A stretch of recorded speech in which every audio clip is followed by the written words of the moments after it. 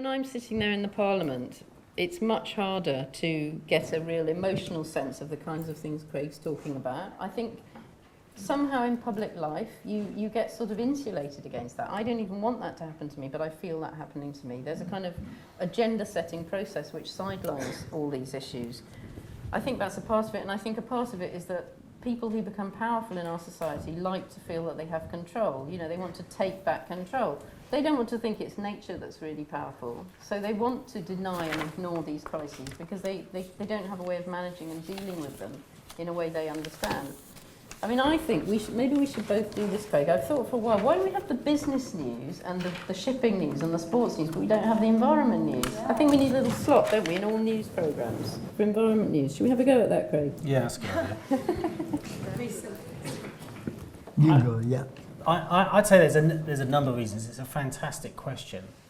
I would say partly it is that story that all three of us have been telling you tonight about our separation with nature. You know, the problem is that in itself becomes a feedback loop. The more distant you become, the more distant we, as individuals and as a species, the more disconnected we become from nature, the more that is also the case. That's the really scary thing. So that is a big part of the problem. It kind of reinforces it. Because we're distant, then our media doesn't care about it, and then fewer people even care, and we become more distant. So that's a problem. We've got to break that reinforcing cycle. The other issue is, one of the ways that manifests itself, sometimes in the language we use, and the environmental movement has made a few strategic errors there at times. You know, we often talk about the environment, but we should perhaps talk about our environment. And the moment you talk about our environment, people connect more. Talking about the environment immediately disconnects it.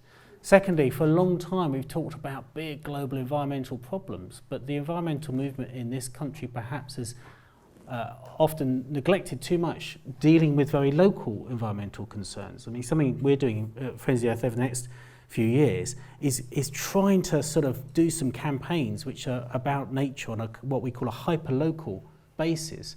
So next year we're going to launch a campaign that the working title is Greener Streets.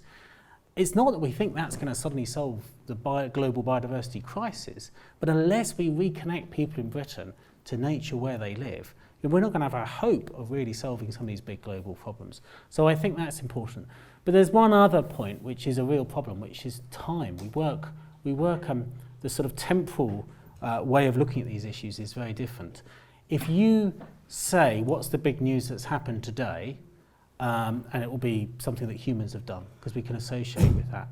But if you did, what's the big story of the last decade, unquestionably, an editor would, if you produced a newspaper once a decade, or even more, once a century, the biggest story is what's happened to the environment, unquestionably. But it's just on slightly different timescales, so our brains and our media isn't very good at dealing with that. I agree with both these answers, but one big problem with media is that it is driven by advertisers. And advertisers are not interested in stopping economic growth. They are interested in more and more economic growth. And actually it's not economy, it's a money-nomy. Because as I said, economy would be management of the planet home. But they are not talking about economy, they are actually talking about money-nomy. And so media and money, those have got together. So unless we disconnect big media with big advertising, because advertisers want you to become consumers. Buy, consume. We have to say we are not consumers, we are makers, we are producers, we are makers. So advertising is one big problem. And also ownership of the media, because they want to gain more advertising to make more money, and they are already owned by, media mostly owned by very big money. And so you have to start creating alternative media. I think social media could be used in a more effective way to spread our news about environmental issues.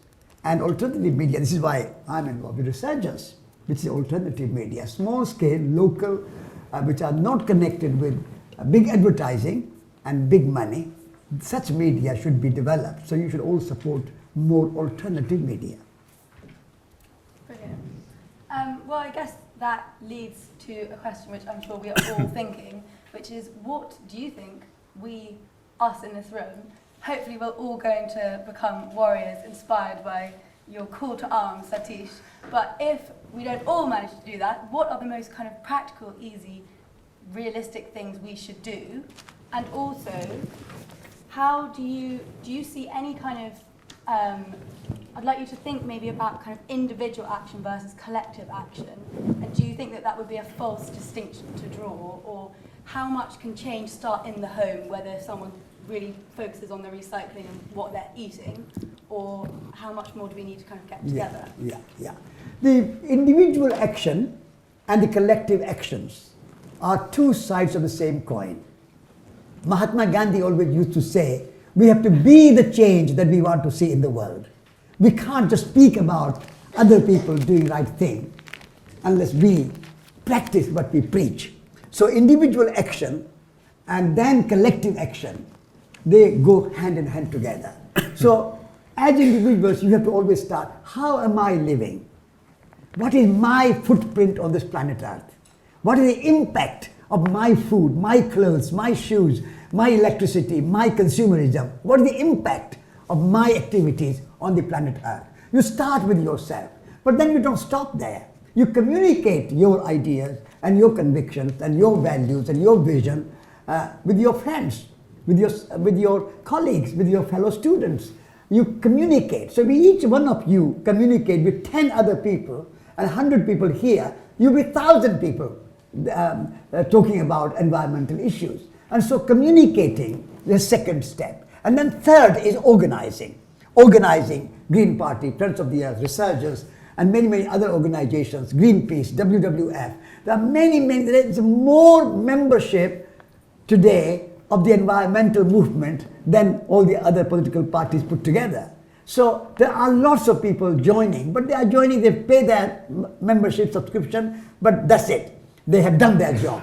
But the job is not done just by putting your membership and paying your membership. You have to be more actively involved. So I think the activism goes on these levels, individual level, communicating with other people, then organizing big campaigns, big movement, and marching. Like we have examples of Mahatma Gandhi, Martin Luther King, and many, many other people have done great work.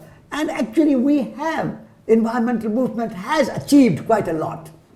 When I started to edit Resurgence magazine, there was no member of parliament from Green Party. Now we have Caroline Lucas. It's a change. First step in the right direction. We did not have any MEPs. Now we have. When I started editing Resurgence, there was not a single windmill or solar panel producing or making energy to our national grid. Now nearly 25% of energy is coming from renewable resources. So we have made achievements. So we must celebrate what we have achieved. How many people are now vegetarians? Even Jeremy Corbyn is a vegetarian, I'm told. And even newspapers are writing about veganism and vegetarian. So things are changing, and we should all be part of that change, part of solution, rather than being part of the problem. Yeah.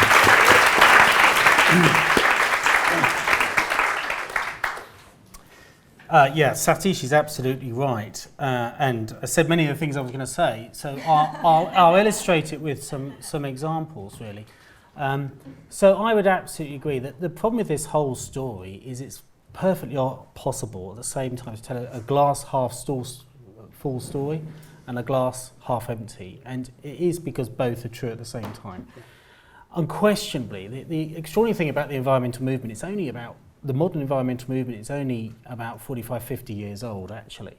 And in that time has achieved huge wins, not least a huge change in hearts and minds. And really that's the most important, because then that's what everything else can flow from.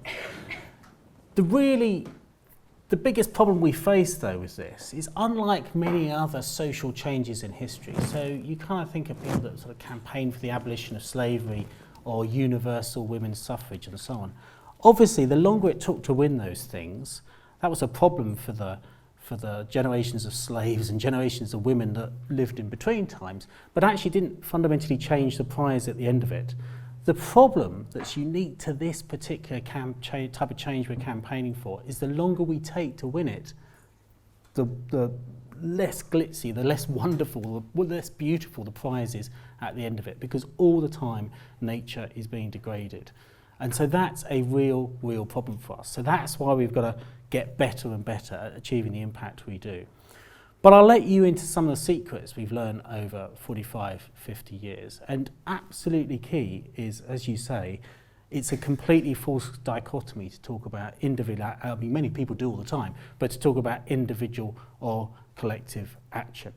Because actually, the way in which people often progress in becoming the sort of super activist is they start at one end through a very, very simple action and then get more engaged.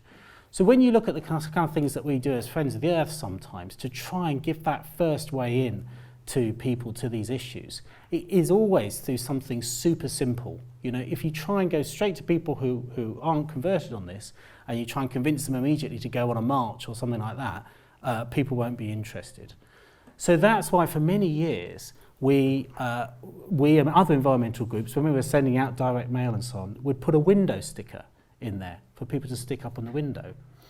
And you think, well, why on earth are they doing that? Is that just brand awareness or something? No, I mean, actually, of course you put a Friends of the Earth logo on the sticker or something, but that wasn't what mattered. It wasn't that suddenly we thought there were going to be so many windows in Britain that had the Friends of the Earth logo on, that was going to make the difference. It's because the research was very clear that if you could get someone to peel off that sticker and put it on their window, what they're doing is in their brain aligning behind the cause. And it's the very first simple thing to do. And then they're much more likely to do the next thing you ask them to do, and then the next thing, and then the next thing. It's the same thing that on our bees campaign, the equivalent we did on that was offer people free wildflower seeds. And so over the last 5 years, we've sent packets of wildflower seeds out to 250,000 people in this country. Yeah. Now, the little secret is we've never believed that those wildflower seeds were suddenly going to create so much bee habitat that would save the bees. That was not the point at all. It's that if you could encourage people to plant those wildflower seeds, whether or not they then germinated and worked or not, people were aligning in their brain behind the cause, and then were much more likely to do the next thing and the next thing. And next thing you know, they're meeting their MPs, demanding a meeting with their MPs to talk about bee decline. And so those are some of the lessons we've learned in a not so sophisticated way over 45 years. The really exciting challenge but opportunity for us now in a world of data and be able to flow through is we're able to develop much more sophisticated, what we call supported journeys for people now, to take them on those journeys and to build steps up for them to become ever stronger and more effective activists. And then we network them together. So to build them into communities and then build networks of communities. So you try and encourage people to meet locally, do something, or in a community that matters to them. It might not be by where they live, it might be by ethnicity, it might be by hobby, it might be by whatever. And then we try and look to network those together. So if you're campaigning against fracking in Lancashire, let's link them up with communities campaigning against fracking in Australia, so then they don't feel alone and they can learn lessons from each other, and we can become ever stronger as a global movement. And that, for me, I think what's so important there is you've got that beautiful thread stretching from an individual that could be as simple as planting wildflower seeds or putting a sticker up in their window. Try and take them to the point where you end up connecting that individual to feel that they're part of a global movement of millions of people around the world being part of something bigger, and that's how we win. But I just hope we can do it as fast as possible. I wanted to go back to something Satish said, which is about what are you going to do with your life? How are you going to spend your time? Because I think it's difficult to earn a living. It's increasingly difficult, and a lot of jobs are really crap jobs these days, aren't they? But I think you have to use that imagination. I totally agree with him. Why would you spend your one life on Earth doing something that's destructive to your values or to the things you believe in? And I think you can use your imagination to find a way of avoiding doing that. I mean, I was editing that book basically because I thought editing books was reasonably, inoffensive. And I never worked full time because I tended to think the more hours you work, the more damage you were doing. So I tried to live on less money and work fewer hours. And I know people who've created all sorts of really interesting jobs, kind of from thin air. For example, does anybody know the organisation Positive Money? It's about ending debt-free money and, well, as it says, creating positive money. Well, that was some people who campaigned for that and then raised money to support it, and there's now several jobs there doing something really valuable and useful. And kind of at the other extreme, I used to spend my summers going off and making chairs in the woodland, and people living there were making a living from training people like me to make chairs or from selling things they'd made from wood. And they were living on fairly low incomes through choice so that they could do something they believed in and something they loved. You could work for a co-op, you could work for the Nationwide. These are relatively, well, I would say they were not very damaging organisations. You could become a Green politician. I created 6 jobs when I got elected, when people voted for me. So there's 6 people in my team now, I think, doing really useful and valuable things. So, you know, I think this being creative with how you make a livelihood and not getting sucked into the system which will basically use your energy to destroy the things you love. And I think the biggest mistake people make is thinking, I'll do that for a bit and then I'll get out of it. That never works. Because after a few years, you are a different person and you forget. You've lost that connection with what you believed in. So I hope you can find a way of doing that. I know it's not easy. I'm not saying it's easy. It's not. And the other thing I wanted to say is don't be afraid of saying what you believe. I mean, so many people just limit what they say. You know, they sort of say, oh, I better not say that because somebody will think I'm mad or crazy. Or no, just say it, say it, say it. You know, be what you are. What you are is a beautiful, wonderful thing. Just be it. That is your job. That is your main job here on earth, to be yourself. So just have the courage to do that. And the other thing I wanted to say is, you know, I mean, coming back to Brexit, I mean, obviously Brexit is my whole life at the moment. What a sad person I am. But no, but Brexit, I think, is the beginning of a revolution. And we don't know which way that revolution is going to go. But we have the opportunity to grab hold of that and send it off in a really good direction. The most interesting statistic I saw recently was taken straight after the referendum when they asked people all sorts of things. You know, do you think gay rights is a force for good or ill? Do you think environmental movements are a force for good or ill? On all these issues, the Brexiteers and the Remainers were on totally different ends of the spectrum, except for one question. Do you think capitalism is a force for good? Both sides, 50% of people said no. So, you know, people are fed up with this economic system. They're rejecting the economic system. I'm not saying I want to have a Marxist revolution, but I am saying we should reject the exploitative, destructive economic system we're living in and put something better in its place. We've got the opportunity to do that now. It seems like Brexit and Trump is making things worse and moving things to the right, but all it's really done is shaken up the old order. It's our job to make sure we grab this sort of ferment and send it off in a good direction, because there's a big opportunity to do that right now. Let's not waste it. Surely we've got the trade deal that we're about to sign with America. I think that's going to be devastating, isn't it, surely, to everything, that everything you claim to be working for. I mean, well, there's so many assumptions along the way. I mean, I'm not accepting Brexit's going to happen. I'm trying to stop it right till March 2019. So that's the first thing. A trade deal with America, well, I know Liam Fox is in secret negotiating those right now, but that's, you know, there's a fantastic campaign right there, Global Justice Now, campaigning so that we know what kind of trade deal he's signing up for. We mustn't, what happens next is up to us. We mustn't assume that things are going to happen. That's exactly my point. We need to fight those things. And I don't think we've by any means lost the fight over Brexit. It's run into the sand, the machine's stopped, they can't make it happen.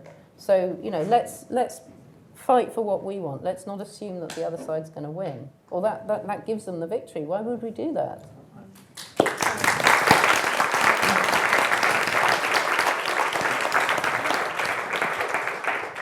Is there anything in particular you think we could do to help steer the course to a more positive outcome from Brexit if it were to happen? The most important thing we can do to stop Brexit is believing we can stop Brexit. Did anybody sign that petition that says we need a second referendum?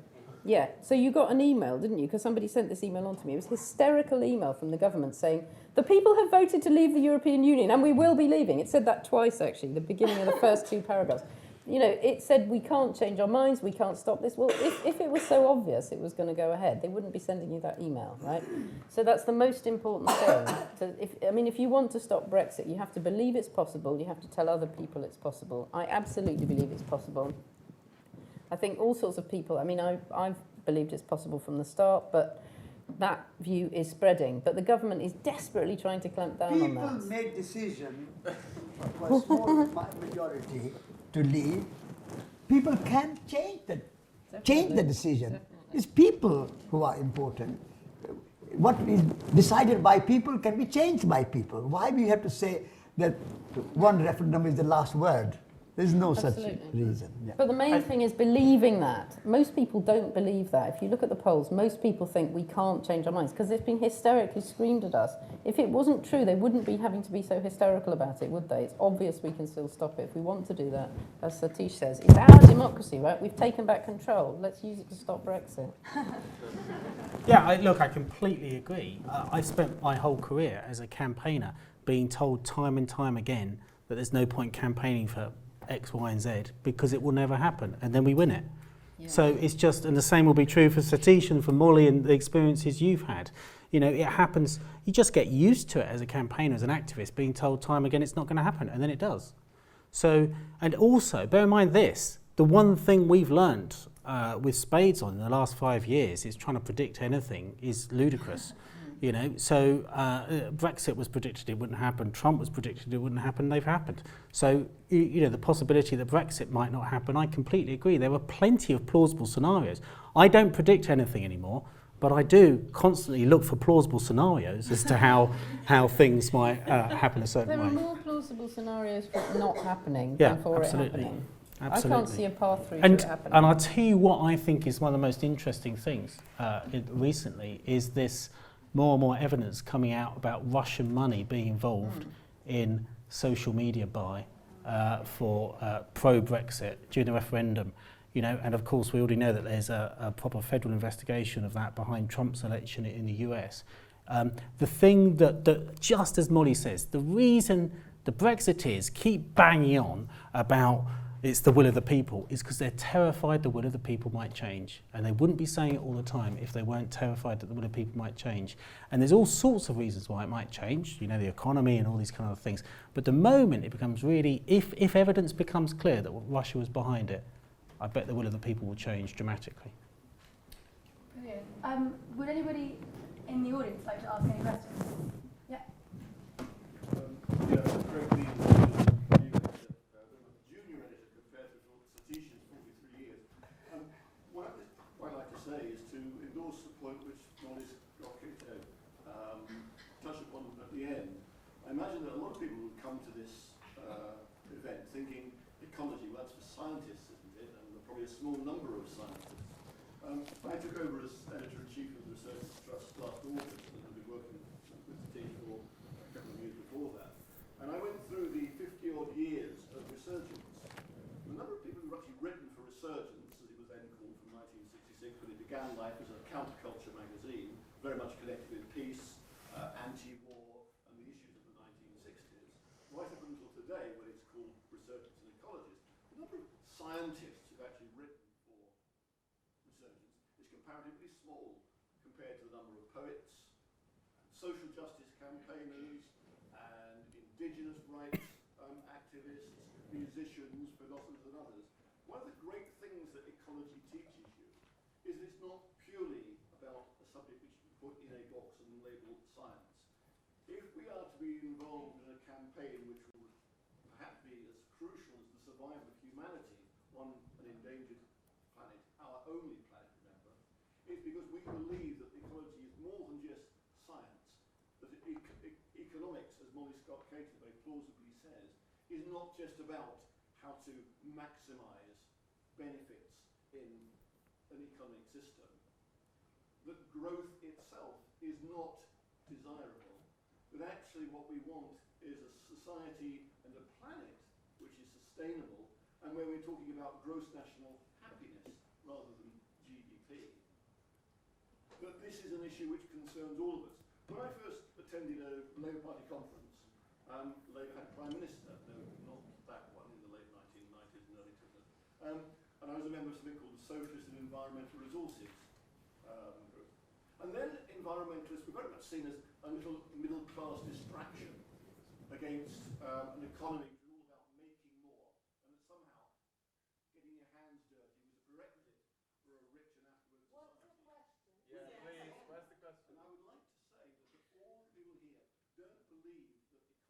purely a science, and I would like to have, I think, I'm sure we get from the panel, believes that actually if we all see ourselves as ecologists, rich, poor, black, white, north, south, etc., we realise that this is not a luxury indulgence. It's a very essential part of the politics of the 21st century. Great. Would anybody like to You, respond? you perhaps You're the respond. scientist. Ecology is not purely science, but more than that. That's what he's saying. Your Yeah, definition. I completely agree. I mean, that definition I read out earlier just talked really about relationships. So what scientists will do will study the relationships between living things and non-living things, but poets can study that relationship as well. Artists can study that relationship as well. And all of us can. So all of us absolutely can be ecologists. In your points though, Greg, you did make a point that I care passionately about, which is, and we were asked a question earlier, why is it that we don't get enough coverage of these issues in the media as well? And I think perhaps one of the biggest failings we've made as an environmental movement, and I think we've done many things really well, but I think one of the biggest failings we've done over 40, 50 years is sometimes talk about the environment in too many sort of technocratic and scientific ways, and actually do it in a way where we're not making it relevant enough to people's lives. One of the main reasons we've been doing the campaign on air pollution over the last few years at Friends of the Earth is because you can't think of a more direct way in which the environment affects people than through their health. And yet, in my career, you know, you've got a huge health sector in this country, you know, all the cancer research charities and so on, and sort of a medium-sized environment sector, but I've seen actually not much collaboration between them, so that's something we want to address in the years ahead. And the other point is, it is fair to say that the environment movement has been predominantly white middle class over 4-5 decades. You know, myself as a classic example of that. And you know, that's something that we have to work really hard to look at how we can change and look for intersectionality between different campaigns as well. You know, those classic examples, that wonderful film Pride that many of you perhaps have seen, about how some gay rights campaigners in the 1980s went and offered help for communities fighting, miners fighting the mining strike in the 1980s, and two issues that couldn't be more different, and communities that were very long way from each other, but actually what it did is it led to support for each other's campaigns. And I think those just give some pointers as to how we become stronger and take ourselves out of a ghetto in the years ahead and grow beyond that base of white middle class. And I think it's a very important thing to do. Very good. Maybe we can have one or two more questions so that. You know, ecology as a word, it's like a relationship with organisms it's surrounding. But didn't you say that humans, as it stands now, we're quite reliant on fossil fuels to like sustain how we live? So you were talking about these like corporations that are quite destructive to our environment, like multinational companies and stuff like that. So how do we go about creating an ecology for ourselves where we're not reliant on energy that from companies that can have such a huge influence on policy through the amount of money that they have? So Yeah, the energy which we are getting, huge companies, is dark energy. And it comes from the underworld. And the underworld in traditional language is the world of the hell. So the fossil fuel with big companies you are mentioning, they are getting, is energy from hell. And that is why that energy is creating problems of global warming, of climate change, of pollution, and so on and so on. So what we need to do, we have to transfer this energy, which is dark energy, into what I would call light energy. yeah, but isn't that at odds with all the interests of these companies? So how do we combat these companies who obviously want to keep making money off But we have to start producing the alternative energy. We have to go for energy which is coming from the heaven, which is the sun, the rain, the wind, and then we have to start using that energy. We have to become the members of. How do we go about doing that? Well, look, there's two ways. You start, as Satish is saying, by building energy cooperatives, by setting up your own wind turbine, by joining Good Energy, which is a local energy company set up by a woman in Wiltshire. So you don't yourself buy into or contribute to the corporations. And then we need many more controls from the top. So in the European Union, a lot of what I do is pass legislation to constrain what these corporations are doing. But they have become powerful through operating beyond the level where we have democracy, right? Because they're transnational corporations. So we need to establish global systems of control. When this happened with the oil companies in the US, they called them trusts, they had antitrust legislation. So no company could be so big that it could have a significant influence either in the economy or in politics. And we need laws like that. We have laws like that in this country. Our politicians aren't imposing them. But we also need like a global law. There's a proposal coming from Ecuador for a UN binding human rights charter with its own court. So if a corporation then behaves in a way that threatens somebody's environment or invades their human rights, any person in the world can take them to that court. So there are proposals like that. But I think we can find alternatives from the bottom up. But I think we also need those stronger global controls from the top down. Good. There's another really important point here, though, Molly alluded to earlier, which is we've got to get much better at understanding what our fundamental needs are. And we've fallen into the trap of thinking, well, we need fossil fuels. Actually, we don't need fossil fuels. We need heat, and we need light, and we need cooling, and we need to get around, for example. And actually, if we can find better ways of doing those things that don't have all the problems associated with fossil fuels, well, that's progress.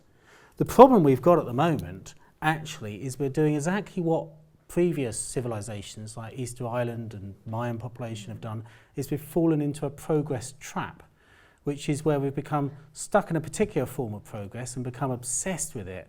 The Easter Islanders became obsessed with growing ever big statues and so on, and that was actually what kind of killed off their civilization. The Mayans collected ever more trinkets to display their wealth, trinkets of gold and so on, not things that actually fundamentally delivered on their needs, but became something that they became a proxy for that at one point and was useful, but then they became obsessed with those trinkets rather than that. The progress trap that we've got now is, well, there's many of them. There's our economy, not least our obsession with GDP that doesn't actually, there was a sort of relationship early on with meeting our needs, but it doesn't now. And there was a relationship at one point that fossil fuels helped us meet our needs, but now these things get in the way of it. This civilization we're in now is falling into the same progress traps of previous civilizations. And so therefore, the enemies to progress are not environmentalists as often people will say. It's actually the fossil fuel companies and the George Osbornes and the so on of this world that keep us locked into a dirty, polluting past as opposed to the clean future of tomorrow. I think we've just got time for one more question. Come on. Well, no, I mean, So many we can have one more question, and then anyone that desperately needs to go can go, and we won't judge you. And then we'll have more questions. Hey. So you've talked about lots of different issues coming from the soil. What would be the kind of top things that we should be going out and championing and campaigning about right now? What is the question? I think glyphosate is the top one for me because the decision's coming next Thursday. So please check out my petition and share it. No, that glyphosate is a nasty, toxic herbicide.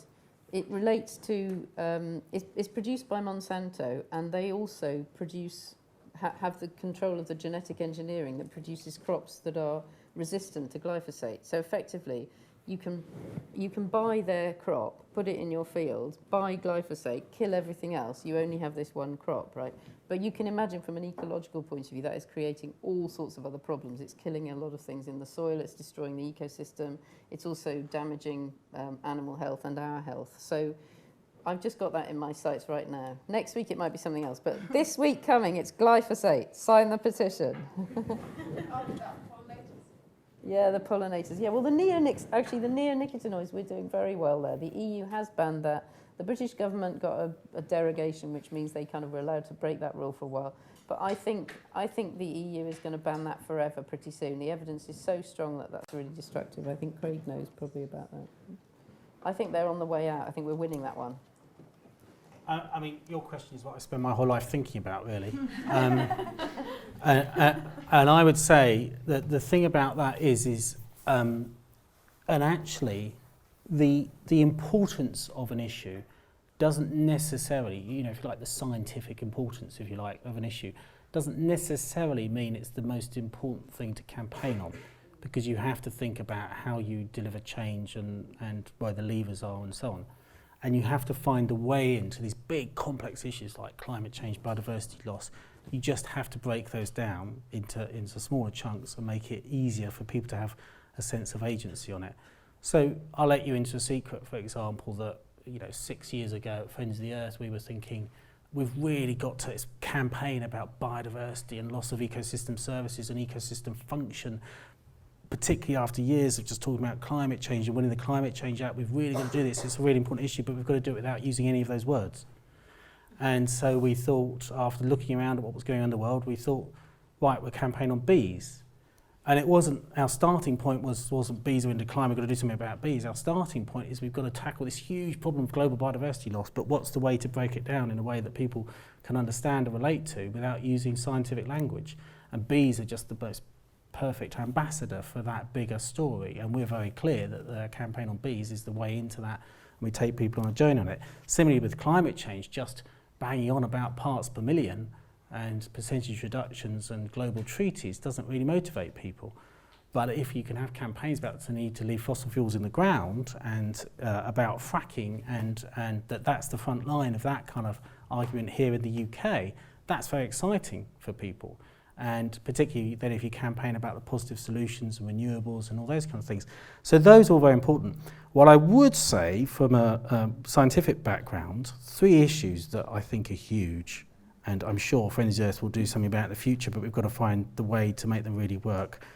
Satish has alluded to it, but diets, and I complete diets and food, but particularly it is that if we can cut our meat consumption, that the fastest way to cut carbon emissions in the UK would be if everyone ate half as much meat as they do. So you don't even have to go vegetarian or vegan, but just reducing the amount of meat you eat will make a colossal difference. And it's better for our health as well. Soil, I mean, there really is a crisis going on in soil, around soil at the moment. But working out, just soil health is breaking down the way that the climate system is breaking down. And that's a big issue, a little bit. And we need to think, how do you popularise that? And that's important. The other one I would say, this won't surprise you, is plastics. And I don't actually mean just plastic floating in the oceans and looking bad and animals eating it and dying and things like that. I mean the fact that the science has become really clear now. I mean, we're kind of like on this debate as we were around climate change in the mid-1980s. The science is really clear around plastics now that, they don't actually they don't break down. They break down, but they don't biodegrade. It just gets into smaller parts. There's more and more evidence now of the smallest, plankton and species in the oceans just ingesting it and it being in our bodies. Do you know a third of fish in the UK that you and I eat has got the tiniest bits of plastic in it? It's all in us now. We've got tiny bits, thousands of tiny bits of plastic molecules in our bodies. And we don't really know what the long-term health impacts of that is. And I think there's reasons to believe it's not very good. And I think the scary thing about it is that is all associated with plastics that were produced and put out to the environment in the 1970s and 80s. And since then, I mean, even in the last decade, we've produced more plastic in the last decade globally than we have in the entire human history before that. And none of that has yet reached that other end of that chain. So that's a little bit scary. I'm pretty convinced that we're going to be talking about that issue in about 10, 15 years from now in the way we talk about climate change today. Just to cheer you up. We're not going to finish on that note. Somebody else at the back. You talk about built-in obsolescence, and I suppose the plastic kind of is included as well. Why is it the government can't just say this is wrong? It's not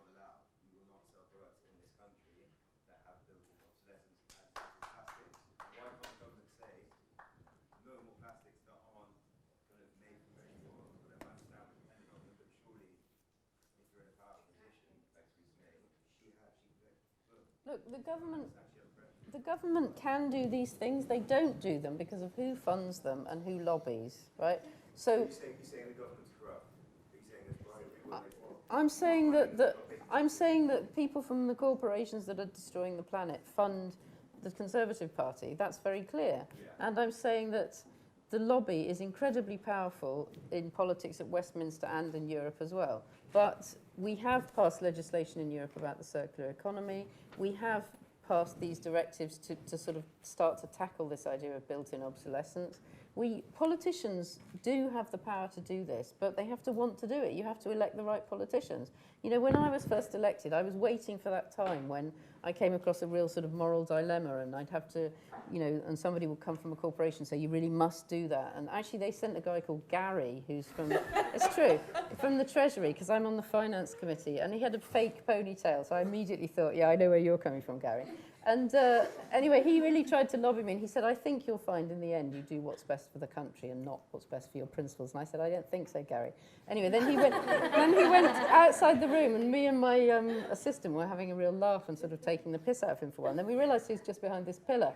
Anyway, Gary never came back, although I did have lunch with him the other day, and we discussed Brexit. We both said it was a disaster, which was quite funny. But no, but the point is, there never was that conflict. It's always been easy for me to do what the people who voted for me want me to do, because I'm trying to do the best thing and nobody's paying me. So it isn't that there's something politicians can do or can't do. It just is whether the politicians want to do that. So elect the right people, and if they do something you don't like, never vote for them again.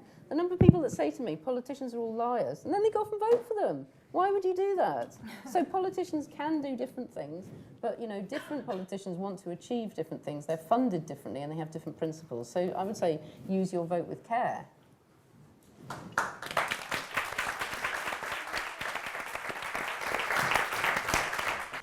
Brilliant. Thank you so much, everyone, for coming. Thank you. Thank you so much.